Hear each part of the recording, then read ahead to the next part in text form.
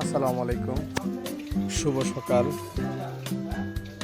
আজ কুরবানির জন্য ষাঁড় গরু ক্রয় করার জন্য লোক আসছিল। এখন ওরা চয়েস করার পর গরুটা বাহিরে বার করার জন্য প্রস্তুত নিচ্ছি।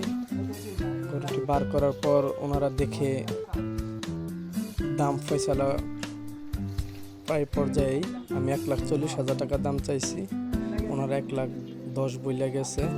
পরে বলছে যে গরুটা বিক্রি না করতে ওরা বাসায় যাইয়া পরে জানাবে। মনে হয় আল্লাহ রহমতে 1,20,000 টাকা ছাড়া যাবে। এই গরুটি আমার 4 মাস আগে 70,000 টাকা কেনা ছিল।